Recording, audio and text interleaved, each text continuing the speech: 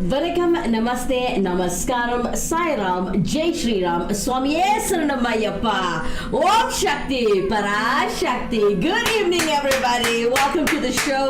You're currently streaming live with us, well, in Indonesia South on Atonville TV. This is the Journey Show, the show about exploring Hinduism as a whole. I'm your host, Kimera, Heeralal, and if you want to interact with us in studio today, you're welcome to do so by just commenting at the bottom of the screen where it says live chat. Or if you want to hashtag yourself anonymous throughout the entire show and share your wisdom, you can contact us via our WhatsApp line, which you can find at the bottom right of your screen right there. If you can't see it, the number is 074-660-5829. Join the conversation, guys. Today we are talking about the origins of Arayaranyana. Now, if you share your views, share your thoughts, and share with us what you know about Lord Shiva's daughter. Well, that's who we're talking about. If you're wondering, who is that? Don't feel ashamed. Don't feel like you're stupid or anything. But not everybody knows about Lord Shiva's daughter, Arayaranyana. Okay, so there's a lot of people who pronounce her names differently, who call her by different names, and as you know, our Samis and deities have different forms. That is why they have different names, and so hence we will call, Lord Shiva's daughter by different names this evening. Alright, I'd like to give a very warm welcome to Devan Naidu. Namaskaram, Devan. Thank you for joining this show. Alright, so we're talking about the origins of Lord Shiva's daughter. I'm going to say that throughout the entire show because the people that have come in today have discussed and shared different names of addressing her. Alright, as well as to all our deities. Alright, so as we open up the show every day and every prayer in Hinduism, we start with Lord Ganesha. Let's do the very same on our show this evening. Let's look at Sianda Vishlava and Baby Nishala this evening, and they are performing for us Nada Gananada. Check them out. Aane muganarulirukka enna kurai varam namakku tene பொழியும் இசையோடு துதித்தேன் துதிக்கேன் துணியிருக்க நாதா கணநாதா தெரியாதா என்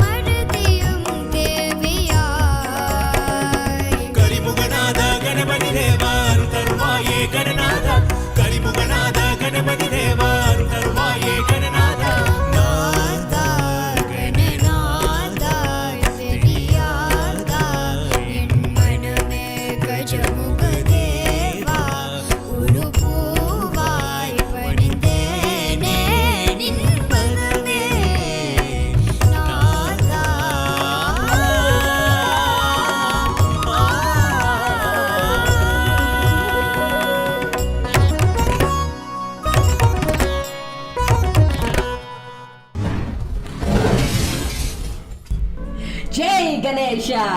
Well, thank you guys to Sianda Shrava and Baby Nishada this evening for performing for us Nada Gananada. I feel like I've been to temple, you know what I mean? These kids have talent. These kids sound nice while performing. Beautiful. Ladies and gentlemen, I'd like to give a big shout out to Devin Naidu for always supporting the show, and thank you so much for always being there for us. Thanks.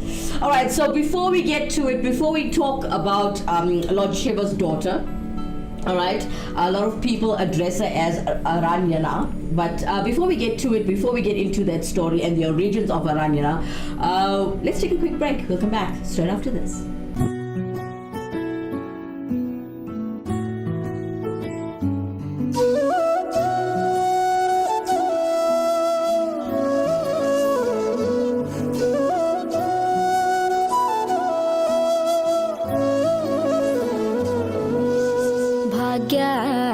Lakshmi ಬಾರಮ್ಮ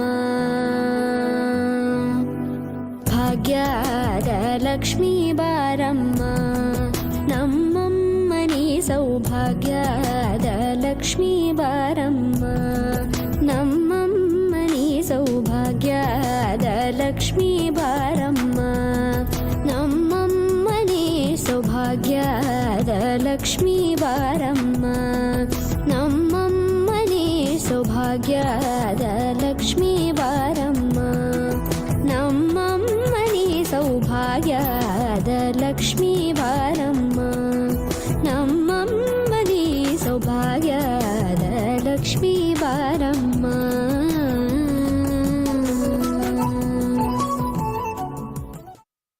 Vanakkam, Namaste, Namaskaram, Sai Ram, Jai Shri Ram, Swami Saranamayyappa, Om Shakti, Parashakti. Welcome back, everybody. For those of you who just joined us, you're a little late, okay? And well, it's okay. We went live at 7 o'clock, well, due to the fact that load shedding was in our favor. All right, well, for those of you who just joined us, and if it's your first time watching this show, yes, it's a cultural show, yes, it's a religious show, but don't forget to like, share, and subscribe to this channel. And not only is it an educational platform, but I think I'm quite fun.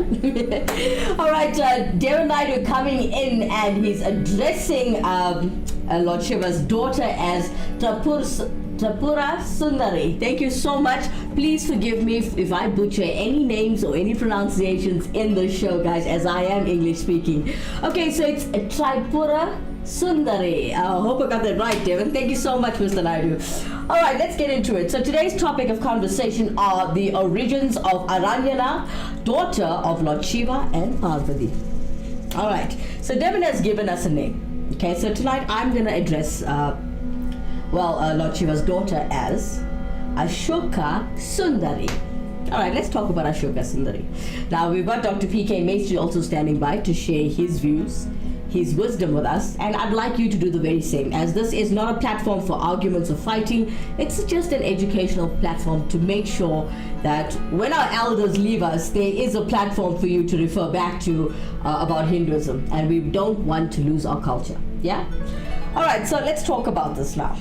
The origins of Arayaranyana, or we can call her the daughter of Lord Shiva and Parvati, or as Devin says, Tripura Sundari, and I would say Ashoka Sundari. I think mine was the easiest. All right, so Ashoka Sundari is a Hindu goddess, right, and daughter of deities Shiva and Parvati. Now, she is referenced in the Padma Purana, which narrates her story. Okay, and the goddess is mostly venerated in South India in the form of Bala Tripura Sundari. There we go, Devin. Thank you so much for that. Now, if you look at it, Ashoka, well, I'm addressing Parvati and Lord Shiva's daughter as Ashoka Sundari throughout the show. Hope you guys don't mind. So I have to remind you in order for you to understand what I'm speaking about. So Ashoka Sundari was created from the wish-fulfilling tree called the Kapha Vriksha, which when Parvati wished for a daughter to reduce her loneliness. So the words in her name are derived from her creation. Ashoka refers to the easing of Parvati's shoka, which means sorrow, while Sundari means beautiful girl.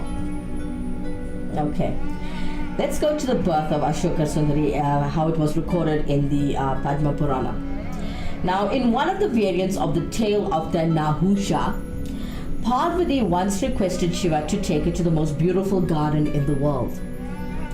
And as per her wishes, Shiva took her to Nandavana, where Parvati saw a tree known as the Kalpa Vrikša, or let me rephrase that, the Kalpa Vrikša, which could fulfill any wish, so they say. Now, since Kartikeya, the son of Parvati, had grown up and left Kailash rather, as a mother, it caused immense grief and loneliness to her. So, her wish was granted and Ashoka Sundari was born. Now, Parvati prophesied that Ashoka Sundari would marry Nahusha of the lunar dynasty, who would be equal to Indra, the king of heaven. Now, once Ashoka Sundari was roaming in Nandavana with her maids, a Rakshasa, meaning a demon, called Hunda, saw her and fell in love with her. However, the goddess rejected the advances of the demon and informed him about his destiny to marry Nahusha. Now, Hunda disguised himself as a widow whose husband was killed by him, and asked Ashoka Sundari to accompany her to her hermitage. The goddess went to the disguised demon and reached his palace. She discovered his treachery and cursed him to be killed by Nahusha and escaped to her parents' abode, Mount Kailash.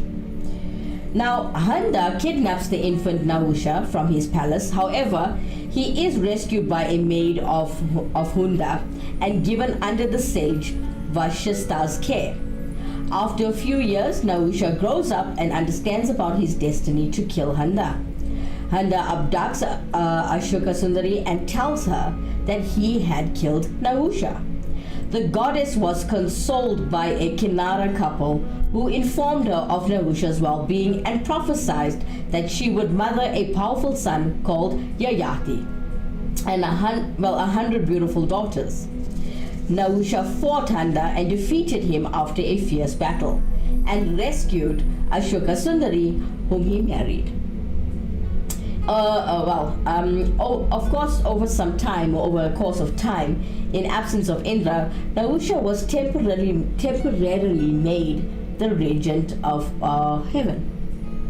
Let's look at the entire development, or should we say series of the entire thing. I think Dr. P.K. Maestri will do a better job than I by explaining this to you. But before we get to him, let's listen to a quick song from Kiran and Nivi, because I know Dr. Maestri is going to keep you glued to your seats. If you need to take a short break and go to the toilet, please do. Dr. Maestri will keep you hooked. Coming up next and keeping you well entertained, Kiran and Nivi from the United States of America, guys. They are performing for you Enatavam Shirane.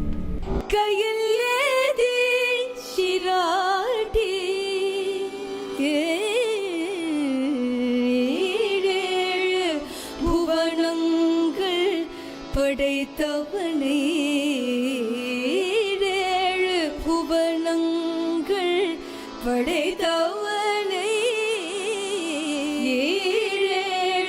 புவனங்கள் படைத்தவனை கையிலே சிராட்டி பழுட்டி தாளாட்ட நீ என்ன தவம் செய்தனே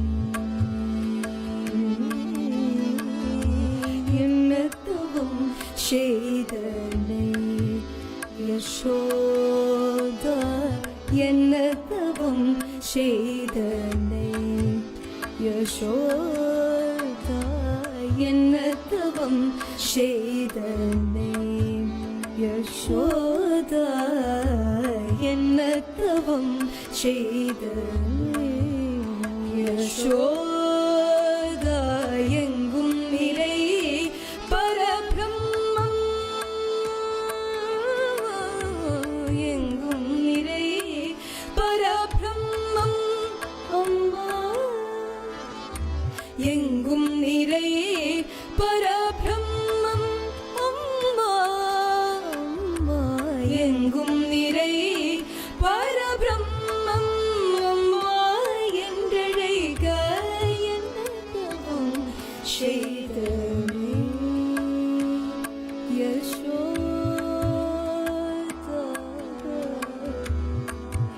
யசோதா பிரம்மனும் இந்திரனும் மனதில் பொறாமை கொள்ள அம்மா ஹரி கிருஷ்ணா ஹரி கிருஷ்ணா ஹரி ஹரி கிருஷ்ணா அம்மா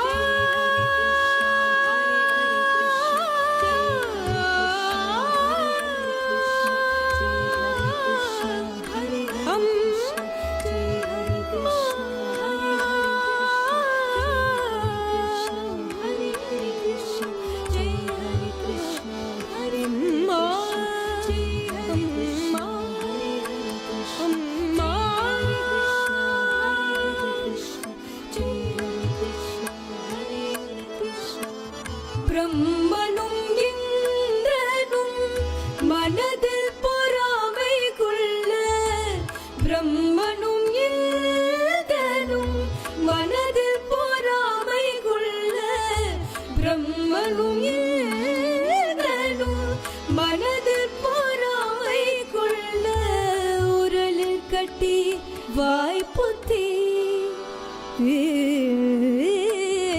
உரலில் கட்டி வாய்ப்புத்தி உரலில் கட்டி வாய்ப்புத்தி கெஞ்ச வைத்தாய் கண்ணனை உரலில் கட்டி வாய்ப்புத்தி கெஞ்ச வைத்தாய் தாயே என்னத்தவம் செய்த யசோதா என்னும் நிறை பரபிரம்மம் அம்மா என்றழைத்த என்னத்தவம் செய்தனை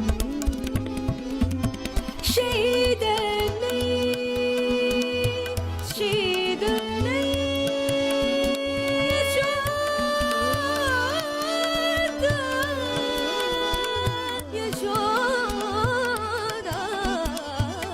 Yashoda Yashoda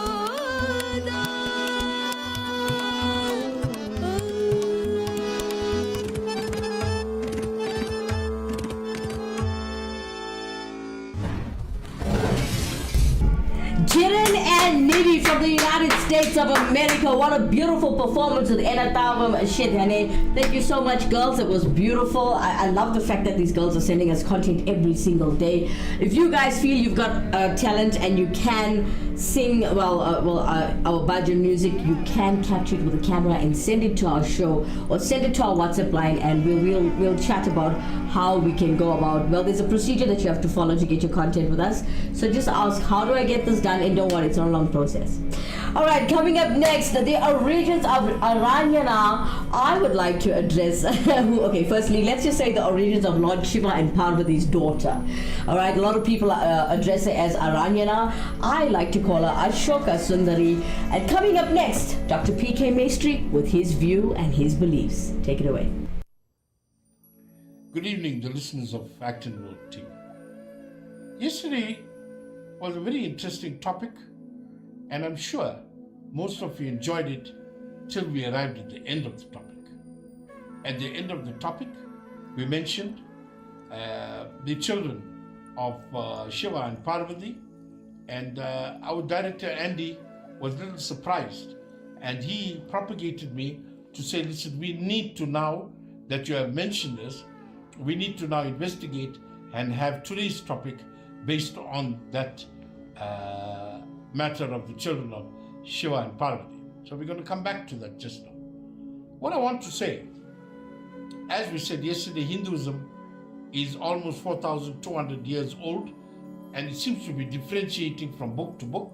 Some are saying 5,000 years. Whatever it is, it's fine.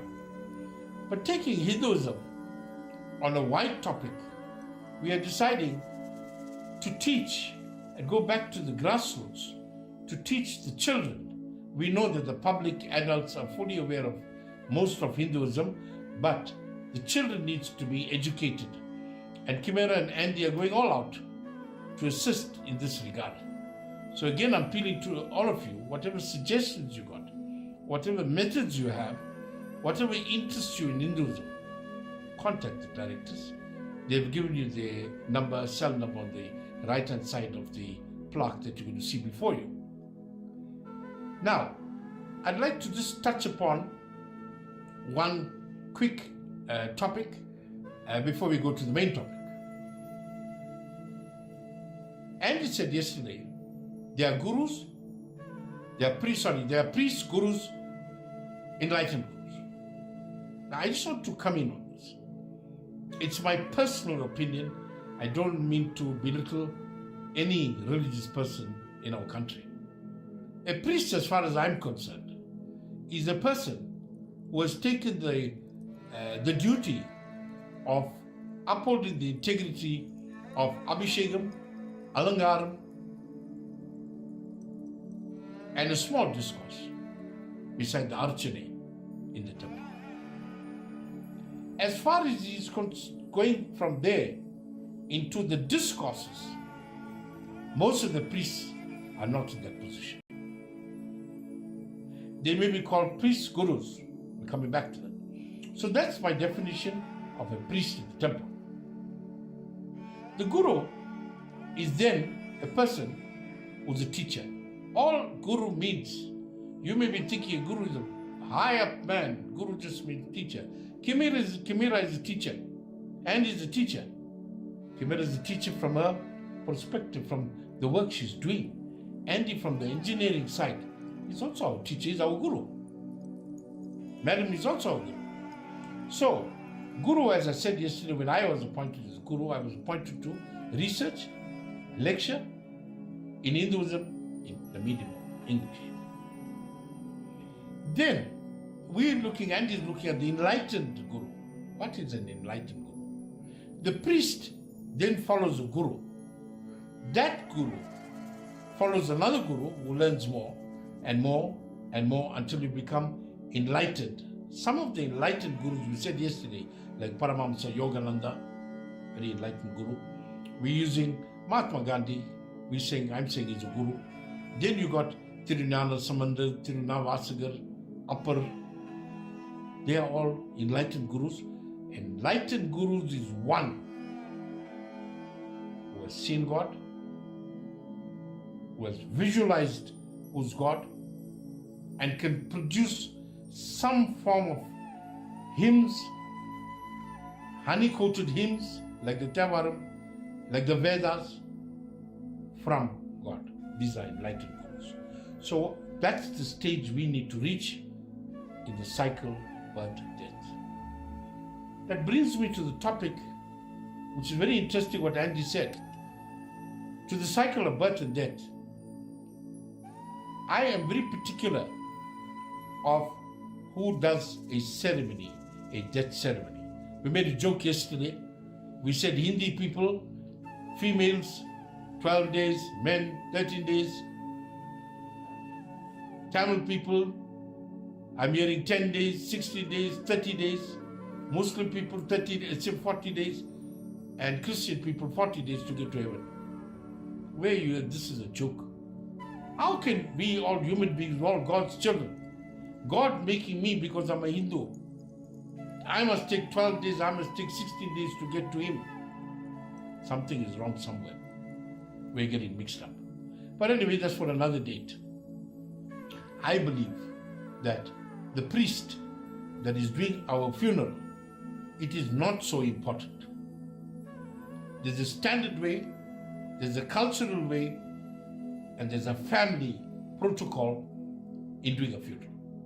So you will see when somebody dies, the first thing they'll say, where's the priest? Where's the priest? They're panicking. But there's a protocol.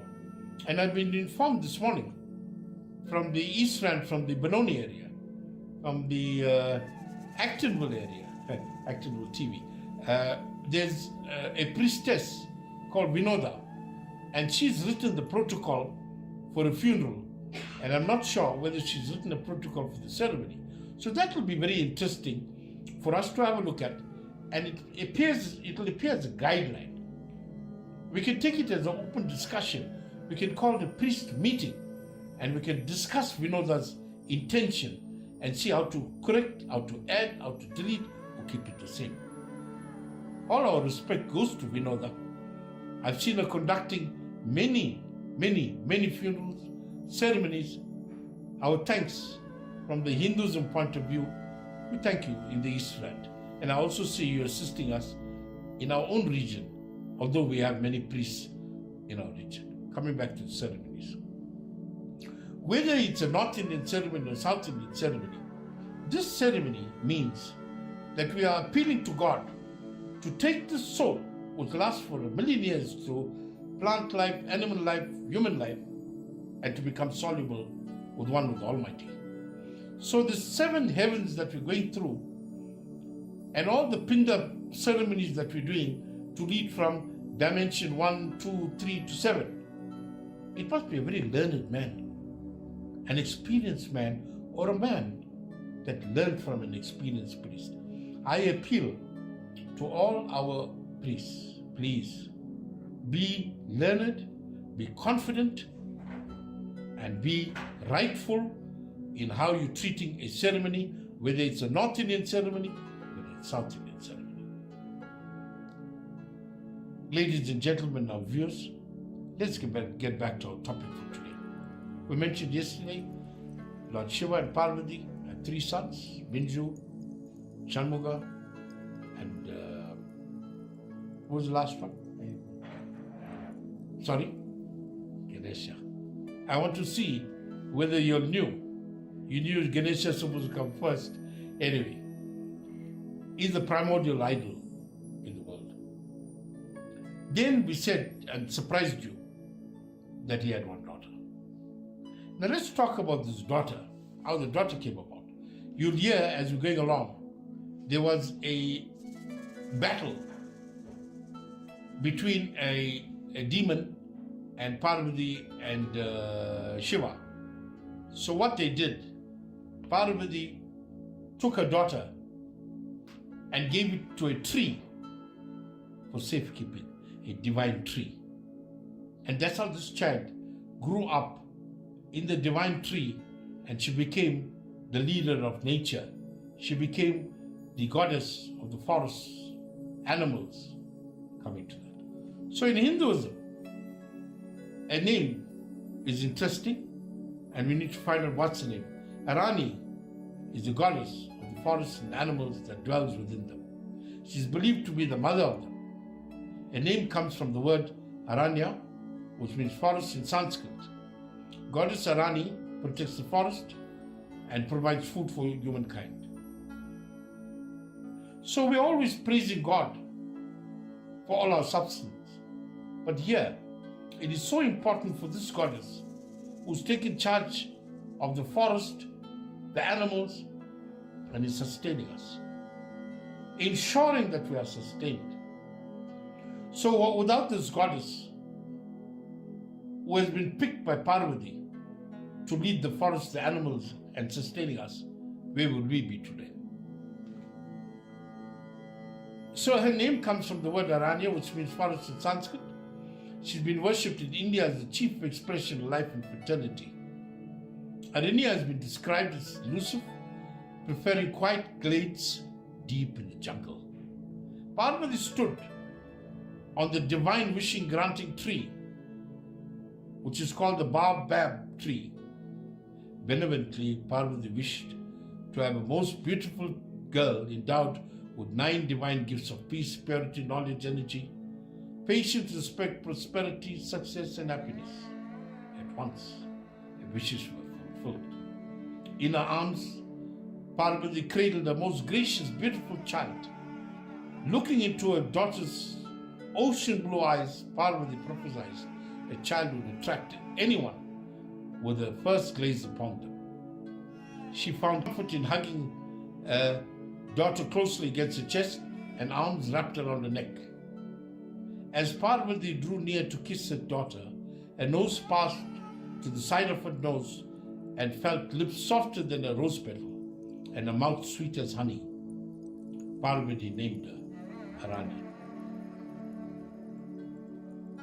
Just before the manifestation of Arani as the gifted daughter, Lord Brahma was busy in creating various forms of the heavens and all the gods and goddesses. It was a very tiring day and he made an accidental yawn. This gave a birth to a supernatural, beautiful male child who was glowing with a red complexion as vermilion, and his name was Sindura. This is interesting. Sindura, all of you knew in North India what is the meaning of Sindur. That's the depiction and the origination of Sindur that all you married ladies are bearing on your parted forehead. So it came from Brahma's child, Brahma and Saraswati's child, Sinduri. So later he married Aranya, and he said, I will be worshipped on earth forever. Propagate me, goddess Ganesha, to have the Sindur at every wedding ceremony placed on the bride in the color of a Sindur that you see depicting in the weddings of a North Indian wedding in South Africa.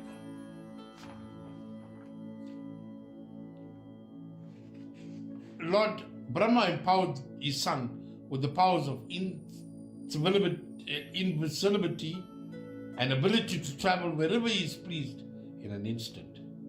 Goddess Saraswati decides Sindura to be eternal. Now that controversy where it's saying that Brahma also used Saraswati as his wife and his daughter, whether it's true or false, I'm not sure. We need to investigate that. So the scriptures talk about Arani, who's the daughter of Shiva and goddess Parvati. When Shiva and Parvati were fighting against the demon, as I told you, they gave the daughter away for safekeeping. I told you that. The divine tree was asked to keep her safe from all kinds of danger. The divine couple also asked the tree to bring the daughter up as Vana Devi, the goddess of the forest. So she had another name. So all the wishes were fulfilled. The tree is believed to have appeared during the Samdura Mantram, or the churning of the ocean, where all the good things came out of the ocean. Indra, the king of Devas, took it to the Devaloka and planted it there. We are Bhuloka. So what I told you earlier, the various heavens, the paradises, they're all called lokas or dimensions, and one of them is called the I said Bhuloka and Devaloka. So those are one of the lokas. Lord Ganesha proposed the marriage of Hirani with Sindura. Who was Ganesha? Ganesha was the brother of Hirani, the only daughter of Parvati and Shiva. Lord Shiva and Mother Parvati performed the marriage. They blessed them with blissful married lives and blessed the brides with Sindura color as the hairline parting begins at the forehead as guardian angels to ward off evil temptation. Now that's interesting.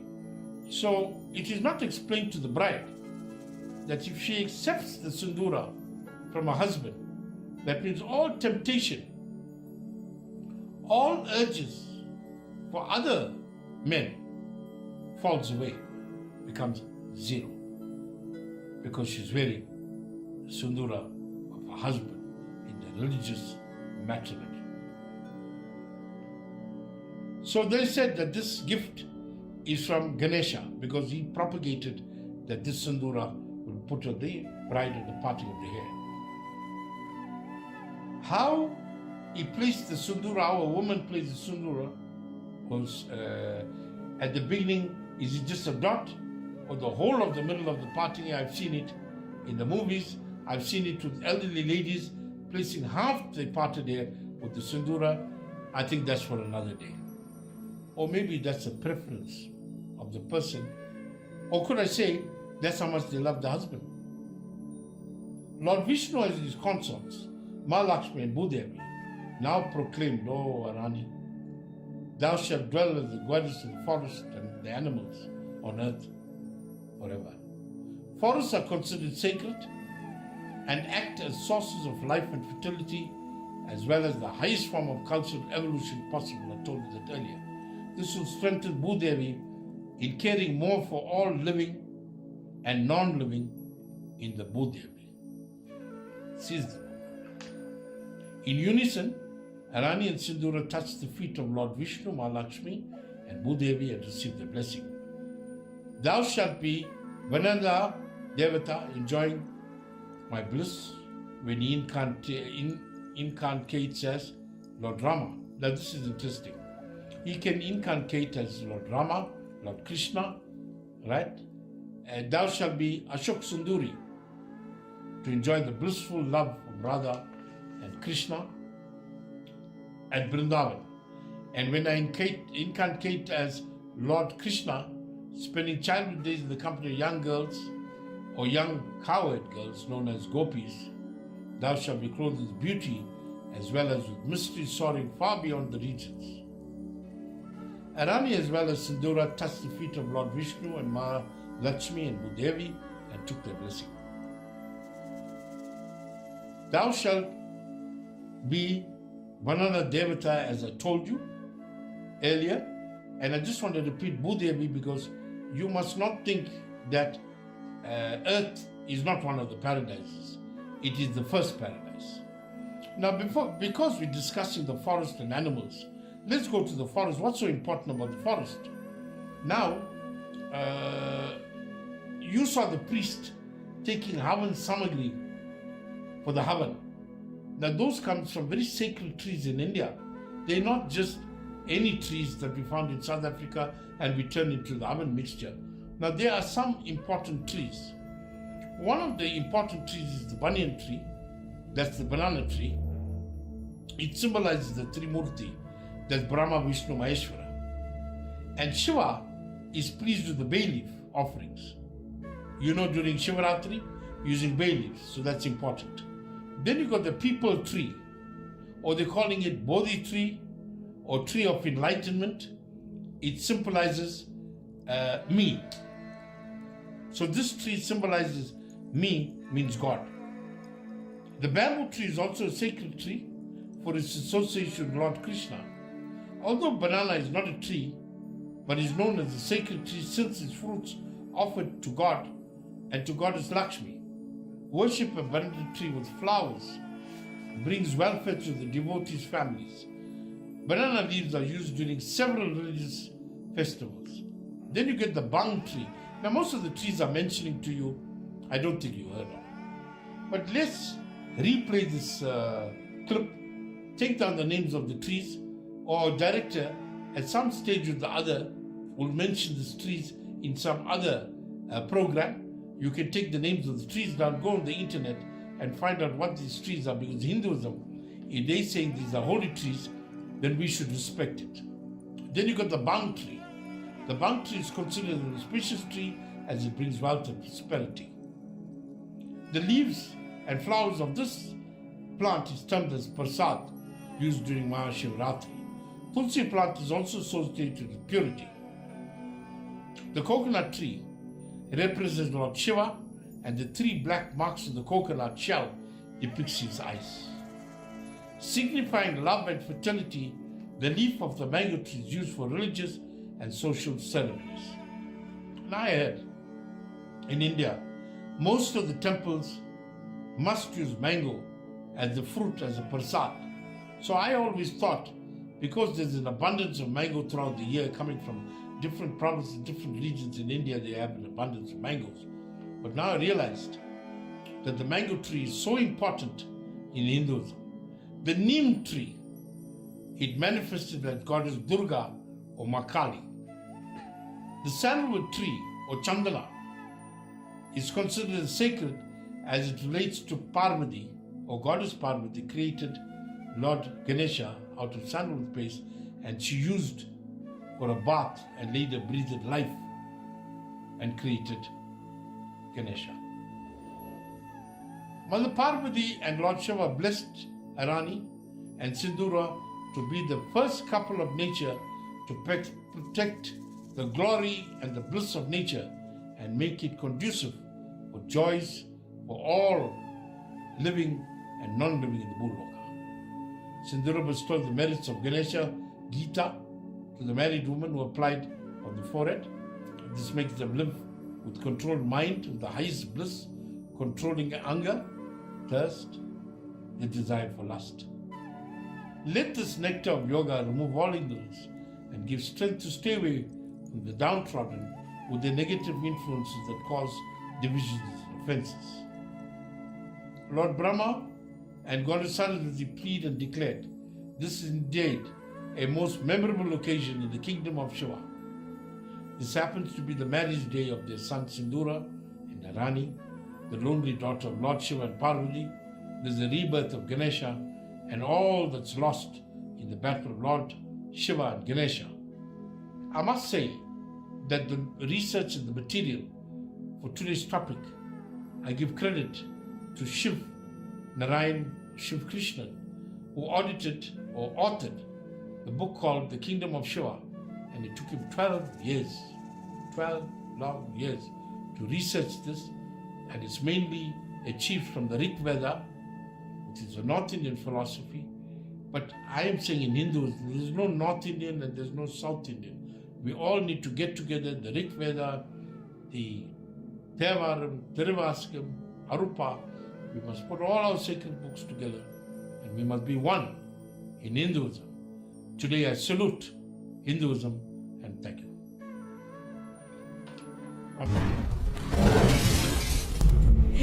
Thank you so much, Dr. P.K. Maestri. Ladies and gentlemen, Dr. P.K. Maestri from the MSK Temple in Lanesia South on Starling Street, also known as the Meenakshi Sundareswara Koval. Alright, so thank you so much for that, Doctor. I enjoyed, I always enjoy listening to you. I love listening to my elders. They teach me a lot. Every single day I learn something new. Alright, so let's take a quick break. When we come back, we're going to check out what Shashi Gasain has to share with us. Well, she decided to go off topic today and share some, good information and educational information on Hinduism when we come back.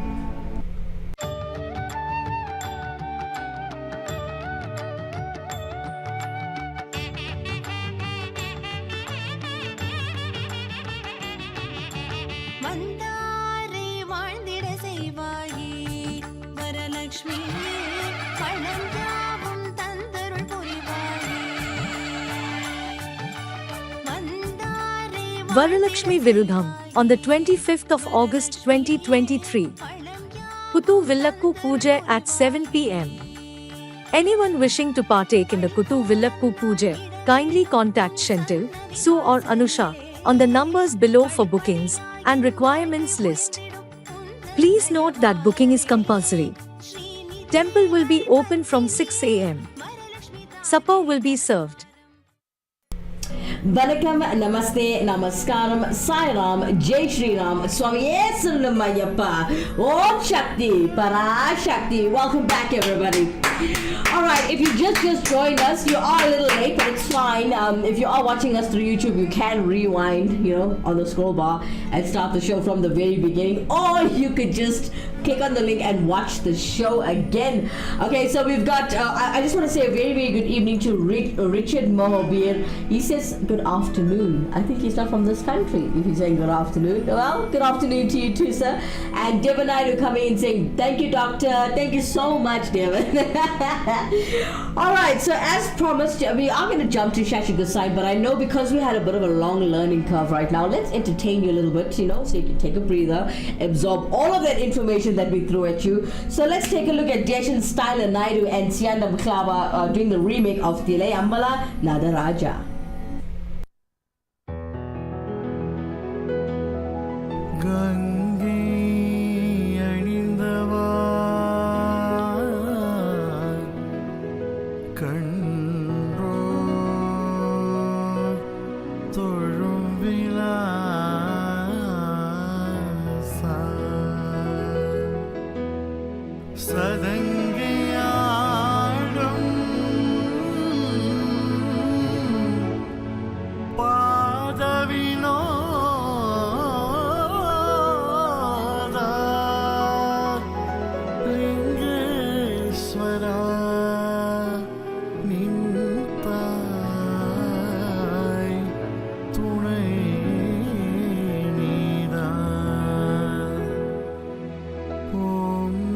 Shivaya, Om Namah Shivaya.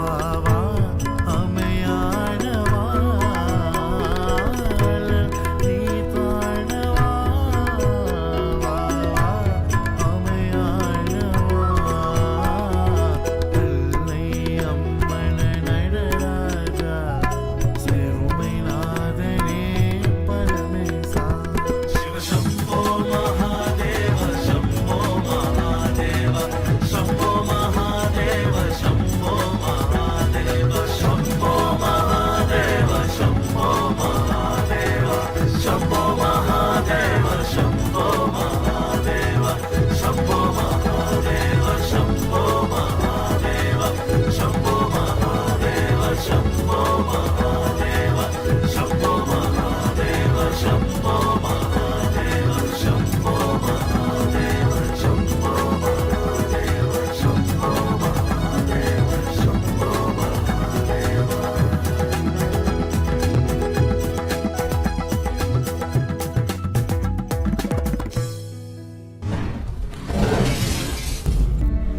Hare Mahadeva! Thank you so much to Siandam Shlava and Deshan Styler Naidu for doing the remake of Tile Ambala Nadaraja. Beautiful delivery, two beautiful voices. I love you guys. Thank you so much for that. Alright, so let's take a quick jump. Okay, before we do, I just want to say thank you to Devin, Richard, and especially Dr. PK Maestri for helping us with the show today. And a lot of people ask me such a weird question today. Not a weird question, well, state the obvious if you're not a Hindu, or Indian for that matter. What is a bindi? Let's hear what Shashi Gosai has to teach you today. Namaste, I'm Shashi Gosai. A lot of people have asked me why Hindu women wear a red dot in the middle of their forehead. Well, this red dot is called a bindi and actually comes from a Sanskrit word called bindu, meaning a particle.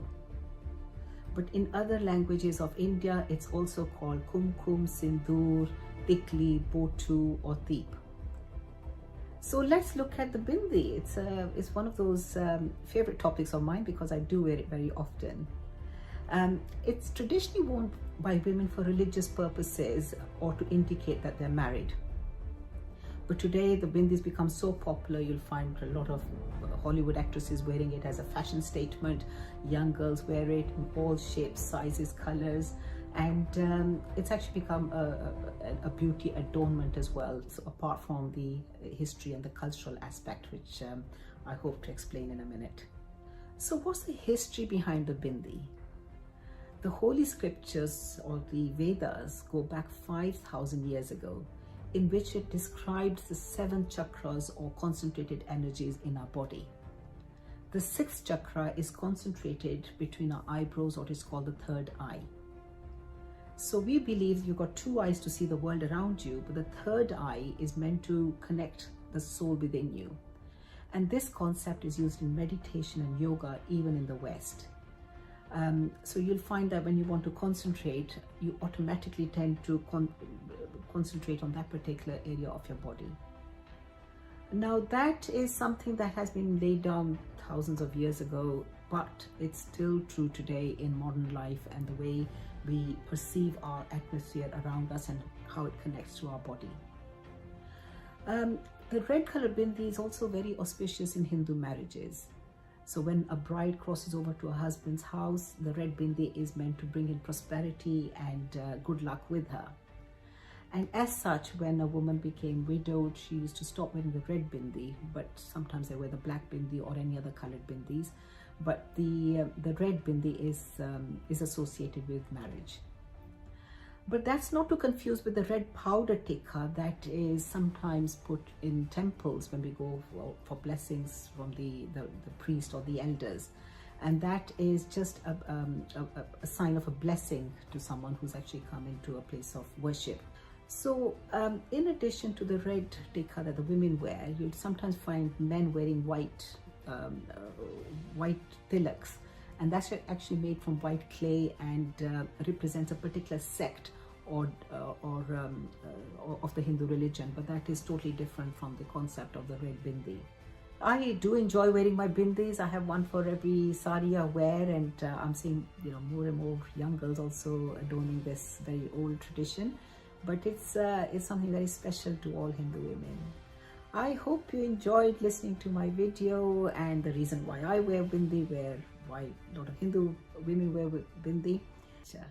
Thank you. This is Shashi Gosai from London. Thank you so much, Shashi Gosai, all the way from London, ladies and gentlemen. Devan Naidu coming in on YouTube. The question that we asked Shashi Gosai to explain is, what is a bindi, this dot on my forehead? And then you get Devan Naidu being so simple yet so intelligent at the same time. He says it's a dot. Yes, you're right. In English, it's called a dot. Yeah.